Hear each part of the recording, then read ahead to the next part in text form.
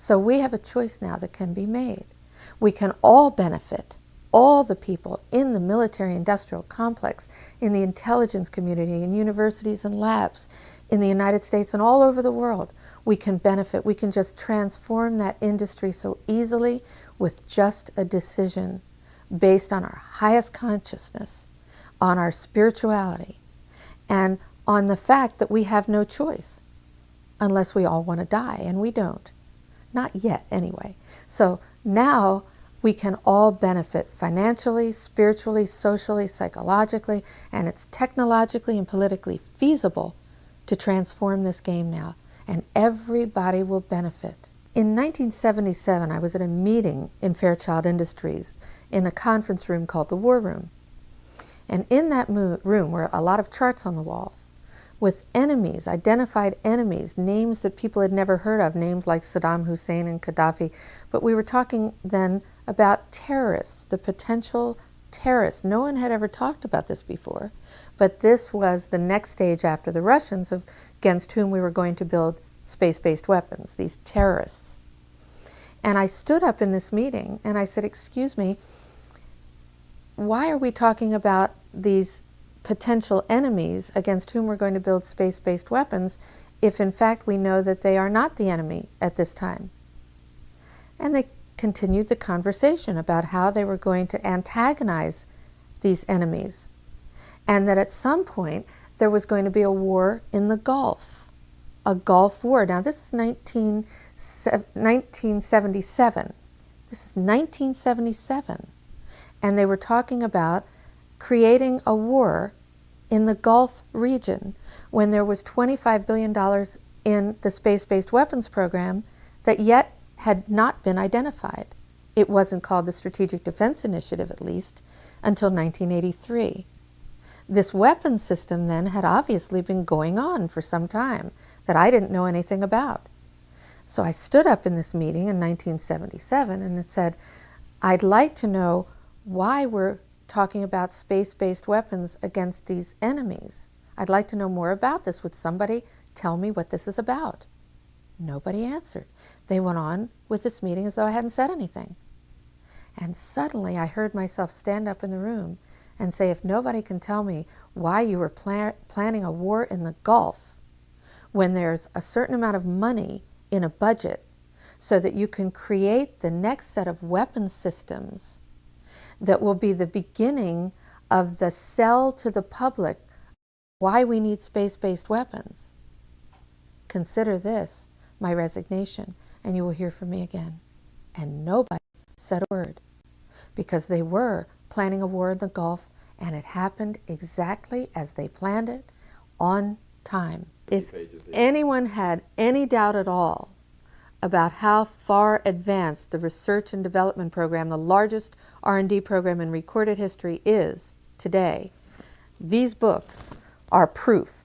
This is the National Missile Defense Deployment Environmental Impact Statement, but it comes in 4 huge volumes, and they're being sent all over the country, maybe even to different parts of the world, to our allies. There were lists on the wall of identified enemies against whom we were going to build space-based weapons.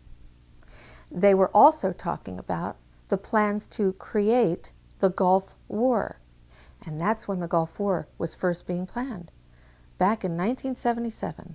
Who was at this meeting? The room was filled with people in the revolving door game. There were people that I had seen once in a military uniform and other times in a gray suit and an industry outfit. These people play a revolving door game.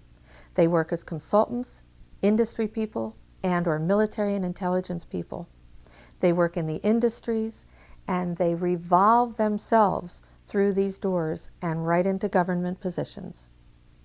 I stood up in this meeting and asked if I was hearing correctly that when there was $25 billion expended in the space-based weapons budget, the research and development budget, that there was going to be a war in the Gulf, stimulated, created, so that they could then sell the next phase of weapons to the public and the decision makers. That this war was going to be created so that they could dump the old weapons and create a whole new set of weapons. I had to resign from that position. I could no longer work in that industry. And in that room were the revolving door people.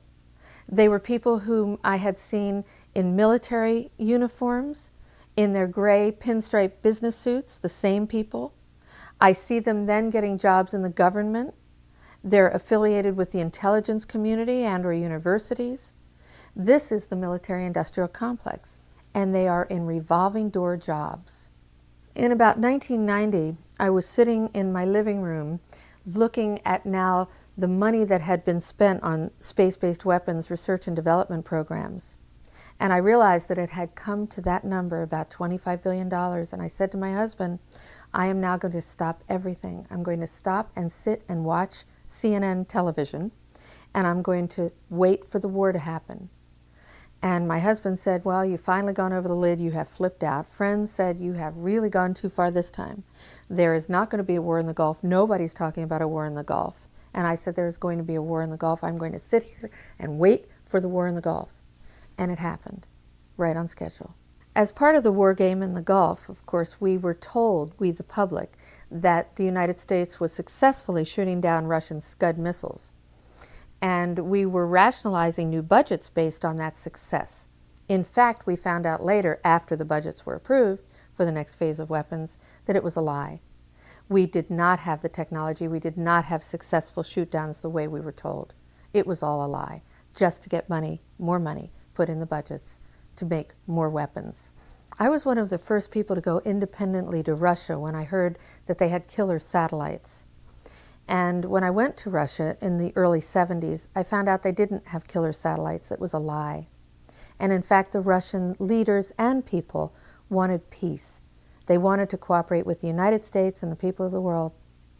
When another time I called Saddam Hussein when he was lighting his oil fields on fire.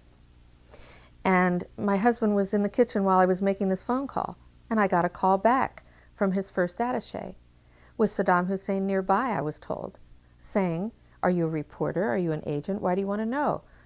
And I said, no, I'm just a citizen who helped to start the movement to prevent the weaponization of outer space, and I have found that a lot of the stories that I've been told about weapon systems and the enemies are not true. So I wanted to find out what Saddam Hussein wants, what would satisfy him to have him stop making these oil fields go on fire and stop antagonizing people. And he said, well, nobody's ever asked him that question, what he wants. So when I hear that there's a possible threat of extraterrestrials, and I look at the history of thousands of years of possible visitations, recorded history, and when I hear now the stories of the disclosures of honest military intelligence industry people who have had experiences with UFOs, with crashes and landings, with live or dead bodies of extraterrestrial beings, people from out in the universes. And if I'm ever told that these are enemies against whom we have to build space-based weapon systems, based on my own personal experience of having worked in the military-industrial complex on weapon systems and military strategy, I'm going to know it's a lie. It's a lie. And I'm not only not going to believe it, but I'm going to go out as loudly as I can and tell everyone to take a look. They have not taken us away yet. We're still here after thousands of years of visits. If in fact they're still visiting us now and people are working with ETs, live or dead, if they're taking photographs, if they're experiencing all kinds of UFO experiences, then we have to look at this as something that is not a hostile occurrence. It would be my guess, based on my own experience of having traveled to countries whom we've been told had hostile intentions against the United States, it would be my hope and my intention to do everything I could to work with people who are working to communicate with and cooperate with these extraterrestrial beings, because they're clearly not hostile. We're here. That's enough proof for me. I have a vision based on the new information that I'm learning about related to extraterrestrials and the information, the technology the techniques for communicating and sharing information, that we have the potential on this planet now of actually living in a state of peace based on the information, the technology, the direct applications of all of that to all the people of the world, to our environment and other animals, the plants, the air, sea, and land. I think that we can have a clean and healthy environment with a happy, peaceful, dancing, musical, artistic planet, with people who want to make money. They can still make money with their investments. There are enormous investment possibilities and technologies that can be developed. We're seeing tastes of it now, just in the fields of transportation, communication, healing techniques, life extension techniques. The potential is unlimited. The opportunities and benefits for careers, for jobs, the opportunities and benefits for health of our individual selves, of whole communities, of our planet itself. The potential for education, for being able to communicate from the technological ways to maybe telepathically. The communication and education techniques as an educator so excite me.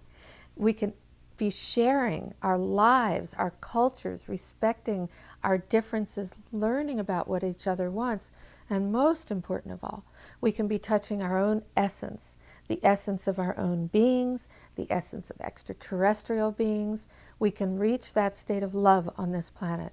What could be more exciting than that? And those people who want to be leaders can. Those people who just want to sit in the light can. There is no limit to how people can choose to live on this planet. We have a chance to do that, and I think the window is closing rapidly. I don't think we have much time in which to make that decision. We're too close in too many ways to either dying our physical bodies, to having some horrible disaster happen, to having some sort of war take place, whether it's from a high technology or an exotic weapons system, or a bacterial or viral or biological or chemical warfare, an atomic bomb. I mean, what are we talking about when we have the capability of communicating worldwide? I see that as a vision that's a reality. There's no question that we can have that right now, but it takes a leader. And from what I hear from talking with soldiers, industry people, university people, with the people around the world, is that it has to start with the United States president, and that's whom we all have to reach. If you're international, if you're around the world, if you're in the United States of America, whether you're from any party or any belief system or any religion, the United States Commander-in-Chief, the President of the United States, is the person that needs to be reached.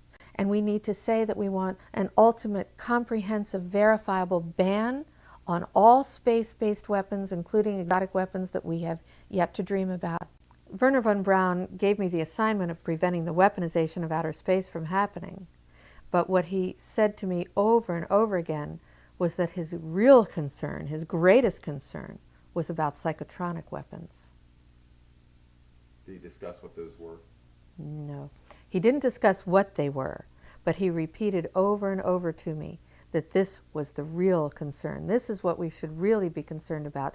But he would add, the public, however, won't understand that yet. So let's just call for the ban on space-based weapons. That can be understood, it can be measured, it can be done. And once you have a ban on space-based weapons, you've put a lid on the arms race. People have become aware, they've become connected consciously, and they will begin to understand that there are alternatives. But his real concern, the biggest concern he had, was about the psychotronic weapons. Those are mind-controlled weapons, mind-controlled people or technology.